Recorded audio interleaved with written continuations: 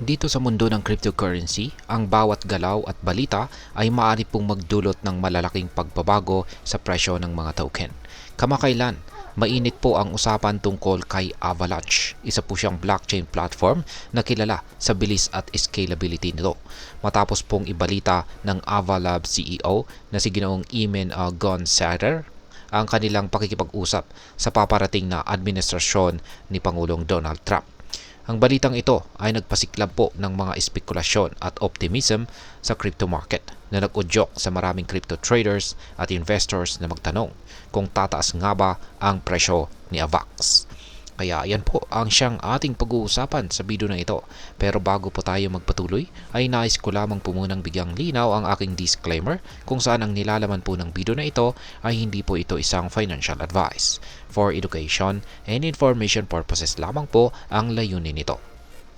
Ayan, ano po ang Avalanche at ano po ang layunin nito? Ang Avalanche ay isang blockchain platform na binuo ng Avalabs at kilala po ito sa pagiging mabilis at scalable at saka eco-friendly. Isa sa mga pangunahing layunin nito ay ang magbigay ng isang platform kung saan ang mga decentralized applications or dApps at mga smart contracts ay madaling maitayo. Ang unique na mechanism ng consensus nito ay nagbibigay po ng mas mabilis na transactions kumpara sa ibang blockchain platforms tulad po ni Bitcoin at Ethereum. Sa pamamagitan po ng teknolohiyang ito, sinusubukan ng Avalanche na gawing mas accessible at epektibo ang blockchain para sa lahat. Ngayon ay ano po ang nangyari sa pakikipag-usap ng Avalanche at ang Trump administration?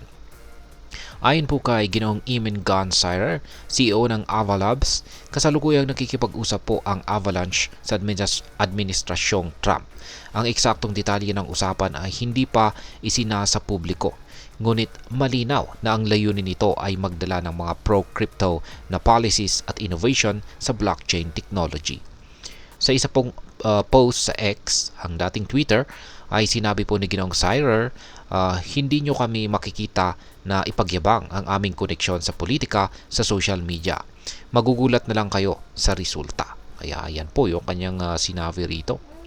Yan, ito po yung kanyang aktual na sinabi dito. Yes, of course we are. You will not see us parade our political connections in social media. You'll just suddenly see results in total avalanche fashion. Plan accordingly. Yan po yung kanyang sinabi. Kaya ang ganitong pahayag ay nag-udyok ng malawakang espekulasyon sa market. Ngayon ay ano po ang kahalaga nito sa presyo ni AVAX? Ang balitang ito ay nagdulot po ng positibong epekto sa presyo ni AVAX. Sa nakalipas po na 24 oras, tumaas po ang presyo nito ng 5% mula po sa $43.91 hanggang $48.98. Ayon po sa mga eksperto, posibleng maabot ni AVAX ang $50 na presyo sa lalong madaling panahon. Ang pagtaas po ng presyo ay sinasabing dulot po ng dalawang pangunahing dahilan. Una ay ang optimism sa pro-crypto policies. Kilala po itong si Donald Trump bilang isang taga-suporta ng makabagong teknolohiya at posibleng magdala ito ng mas malinaw at mas positibong regulasyon para sa crypto market. Pangalawa ay ang pag-upgrade po ng Avalanche 9000 testnet. Ang kamakailang upgrade na ito ay nagbigay po ng karagdagang technical na suporta para sa mga developers at saka users, kung saan ay nagpalakas po ng tiwala ng market. Ngayon ay ano naman po ang ibig sabihin nito para sa atin bilang mga Pinoy crypto trader o investor? Para po sa atin, nag-i-invest o nagti-trade sa crypto, yan, particular po kay AVAX, ito po ay isang mahalagang balita. Ang anumang pagbabago sa polisiya ng US bilang isa sa mga pinakamalaking ekonomiya sa mundo ay maaari pong magdala ng epekto sa global crypto market. Kung magiging mas pro-crypto ang administrasyong Trump, maaasahan ang mas positibong pananaw para sa mga token tulad po ng AVAX. Bilang isang Pinoy trader, dapat po nating pag-isipan ang mga tatlong mga bagay na ito. Una ay tignan po natin ang long-term potential.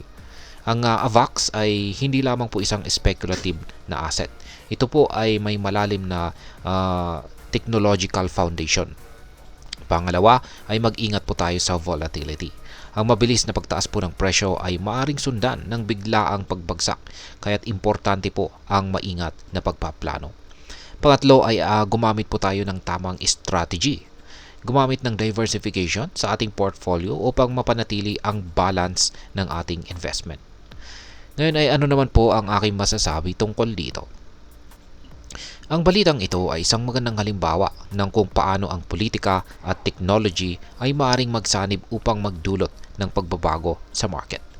Ang pakikipag-usap po ng Avalanche sa Trump administration ay isang matapang na hakbang na posible pong magdala ng mas malawak na pagtanggap sa crypto sa hinaharap. Gayunpaman ay dapat po nating tandaan na ang mga investors na ang crypto market ay nananatiling puno ng risk. Kaya mahalaga pong maging inform at gumawa tayo ng decision base po sa maingat na pagsusuri. At ayan, hanggang dito na lamang po tayo sa video na ito mga ka-crypto. Sana po ay inyong nagustuhan ang aking paliwanag sa video na ito. Kung inyo po itong nagustuhan, pakiclick lamang po ang like button nito. Marami pong salamat sa panonood, ingat po tayo lagi at God bless po sa ating lahat.